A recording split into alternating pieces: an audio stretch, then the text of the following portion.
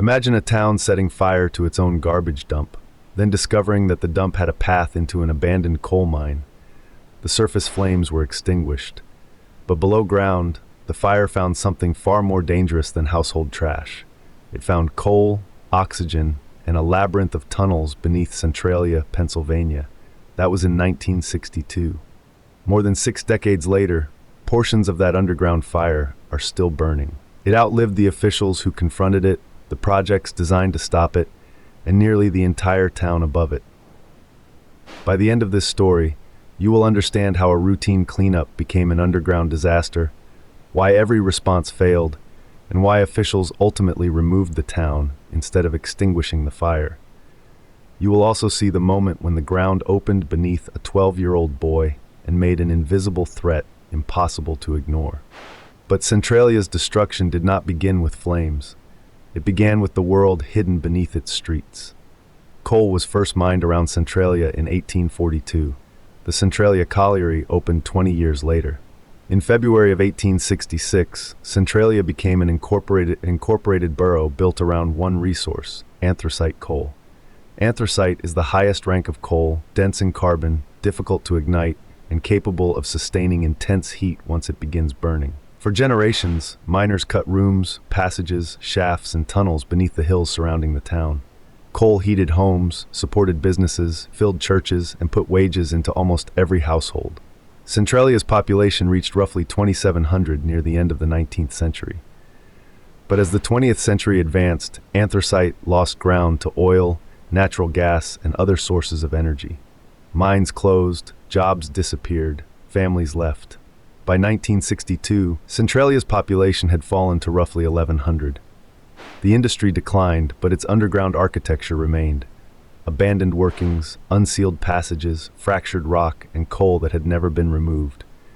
Centralia was not standing above one empty cavern. It stood beside a connected underground system capable of moving air, heat, and gas.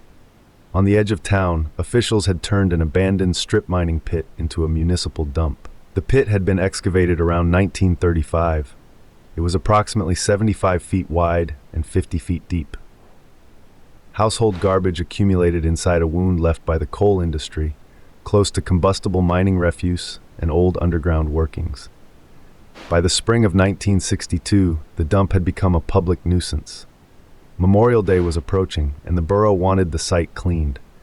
According to the most widely accepted account, Centralia arranged for residential trash inside the pit to be deliberately burned. On May 27th, flames moved through the garbage while crews controlled the surface burn. They later soaked the remains. The visible flames disappeared, the ash cooled, and the cleanup appeared complete. But the fire had not been destroyed. It had moved beyond the part anyone could see. Within days, smoke and flames returned. Crews applied more water, disturbed the garbage, and tried again. Each time, the surface seemed quiet. Each time, heat returned from somewhere deeper. The Pennsylvania Department of Environmental Protection now describes the dump fire as the reported origin of the Centralia mine fire. It also identifies a crucial engineering failure. The pit lacked a properly constructed, non-combustible shale barrier. Without that barrier, the burning trash could ignite carbon-rich refuse and reach coal connected to the abandoned mine workings. The dump was not simply sitting near an old mine. It contained a pathway into an underground fuel system. Investigative journalist David Deacock later examined borough records and the competing explanations for how the fire began. His work helped establish the municipal trash burn as the dominant account, although alternative theories have never disappeared completely. That distinction matters. No surviving document captures the exact second when burning refuse reached the coal. But by the summer of 1962, there was no serious doubt about the result. A mine fire was burning beneath Centralia. Anthracite creates a particularly stubborn kind of underground enemy. It can smolder with little visible flame, drawing oxygen through cracks, shafts, and mine passages while transferring heat into neighboring coal. Water poured from the surface may cool one area without reaching the deeper combustion zone. Seal one opening, and air may enter through another passage that was excavated decades earlier and never accurately mapped. Dig toward the heat, and fresh oxygen can intensify the fire before crews even reach it. Underground, the boundary between burning coal, hot rock, unstable ground, and abandoned tunnels is difficult to see and harder to control. In 1962, however, the fire was still relatively young. Early containment offered the best chance of limiting it. What Centralia needed was a fast, fully funded, technically coordinated response. What it received was a succession of projects divided by agencies, contracts, changing plans, and limited budgets. Crews excavated burning material, drilled boreholes, flushed sections of the mine, and investigated ways to isolate the fire. Some operations reduced temperatures in specific locations. None eliminated the entire underground combustion zone. Between 1962 and 1978, state and federal governments spent approximately $3.3 million attempting to control the fire. The official result was painfully restrained, limited success. That phrase hides the true cost of delay. Every incomplete project left burning coal connected to more fuel and more underground pathways. Centralia did not suffer one spectacular engineering collapse. It suffered years of partial responses that never became a final solution. Meanwhile, life continued above ground. Children walked to school, families attended church, cars crossed streets whose temperatures were being changed from below. For years, many residents treated the fire as a distant industrial problem. Mine fires were not unknown in Pennsylvania coal country. Some believed the state would eventually contain it. Others believed warnings were exaggerated. The fire remained mostly invisible, which allowed disagreement to survive longer than certainty. During the 1970s, the evidence became more difficult to dismiss. Smoke and steam appeared through openings in the ground. Warm patches developed where winter snow melted faster than it should. Vegetation died in heated soil. Cracks formed in roads and yards as underground supports weakened. Then came a measurement that transformed an abstract mine fire into an immediate neighborhood threat. At a local gasoline station, owner John Coddington noticed that fuel stored underground had become dangerously warm. A widely reported measurement placed the gasoline at 172 degrees Fahrenheit. An underground coal fire was heating a tank filled with gasoline beside a public pump. The fire also released gases through fractures and mine openings, including carbon monoxide, which cannot be seen or smelled. Pennsylvania began expanded air quality monitoring, and families placed carbon monoxide detectors inside their homes. The threat was no longer confined to abandoned tunnels. It could enter basements, businesses, and bedrooms. Yet Centralia remained divided. Some residents demanded relocation or decisive action. Others feared that official warnings would destroy their property values and erase their community. Every new reading became evidence to one side and an argument to the other. What Centralia lacked was one event so immediate and so human that no report could reduce it to another technical dispute. That event came on Valentine's Day, 1981. 12-year-old Todd Domboski was near his grandmother's home on Locust Avenue when he noticed smoke rising from the ground. He moved closer to investigate. Without warning, the earth collapsed beneath him. Todd dropped several feet into a narrow subsidence opening connected to an old mine shaft believed to descend roughly 150 feet. The material around him continued breaking apart. Hot mud, vapor, and mine gases rose through the opening. Todd caught an exposed tree root and held on while the ground threatened to pull him farther down. His cousin Eric Wolfgang heard him screaming, ran to the opening, and pulled him back to the surface. The rescue took less than a minute. That may have been the difference between survival and death. Later testing found dangerous concentrations of carbon monoxide coming from the opening. Reports also placed temperatures inside the shaft near 350 degrees Fahrenheit. Todd escaped covered in warm mud, but alive, saved by a tree root and a cousin who reached him in time. Investigators consulted old mine maps and found that a filled shaft had once existed near the collapse. Heat and gases from the mine fire had helped loosen the material packed inside it. State officials were visiting Centralia that day and learned of the collapse almost immediately. Reporters arrived. Images of Todd beside the opening spread far beyond Pennsylvania. After almost 19 years of warnings, the danger finally had a face. The fire could no longer be described only through boreholes, maps, temperature readings, and agency reports. It had opened the ground beneath a child in his own family's yard. The incident intensified state and federal attention, but attention did not make the engineering problem cheaper. Officials commissioned a major study to determine how far the fire might spread and what complete extinguishment could cost. In 1983, that study produced a staggering estimate, approximately $663 million. Even an intervention on that scale could not turn a complex underground fire into a simple or guaranteed operation.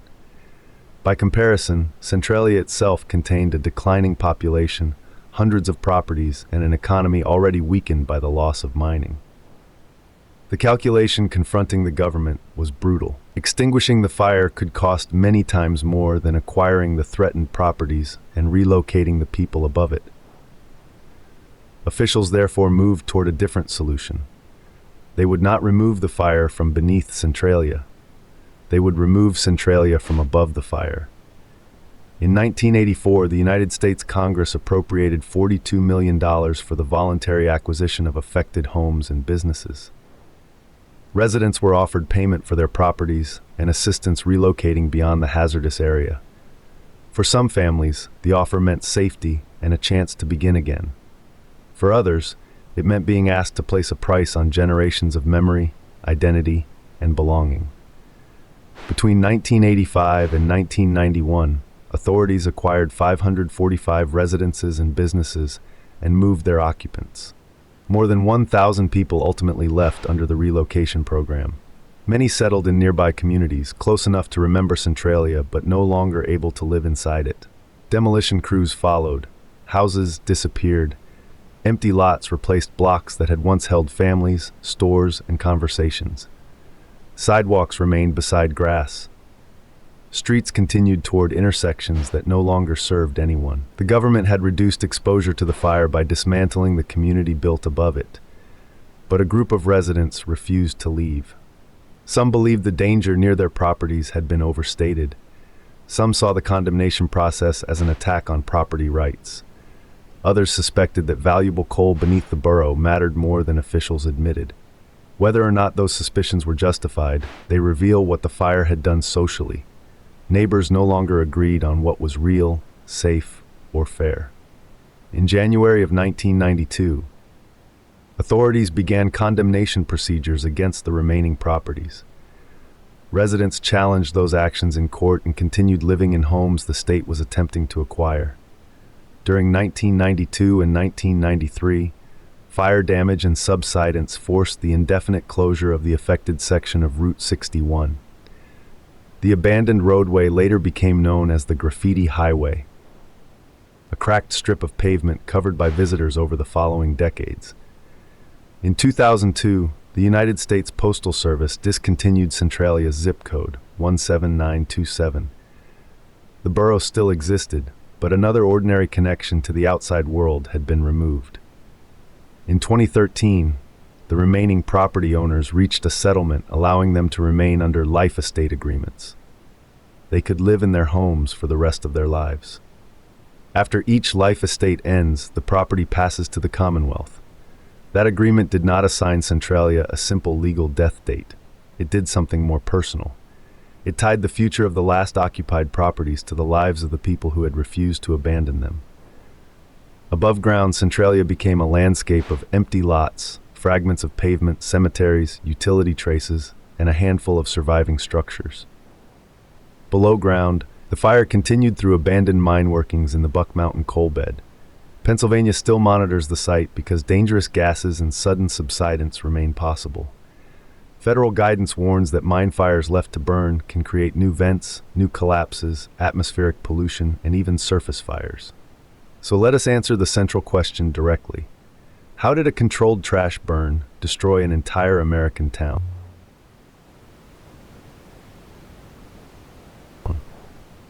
First, combustible waste was burned inside an abandoned mining pit without an adequate non-combustible barrier.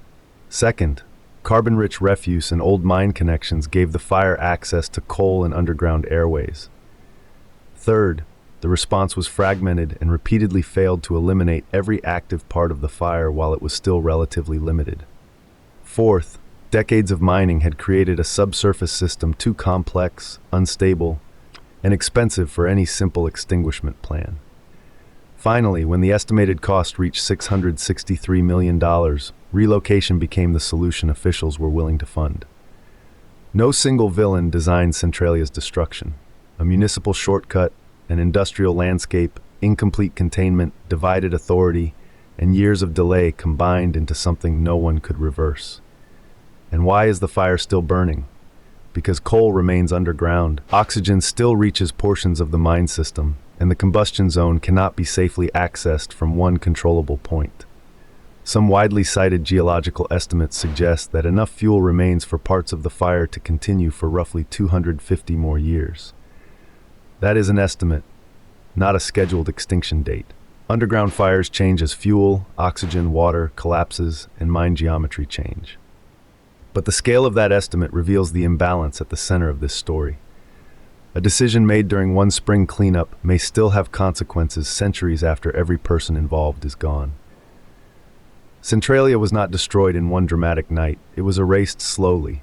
One failed project, one monitoring well, one demolished house, and one departing family at a time. The fire became famous because it seems impossible. The deeper truth is more disturbing because it is entirely human. Centralia was built over the remains of an industry, and then trusted those remains to stay quiet forever. They did not. This is what history buries. Not only forgotten places, but the chain of ordinary decisions that made their disappearance possible. If you want more true stories recovered from beneath the official record, subscribe to What History Buried. Next time we enter an Appalachian tunnel where hundreds of workers went in to build the future, and many never came home. That file is still waiting to be opened.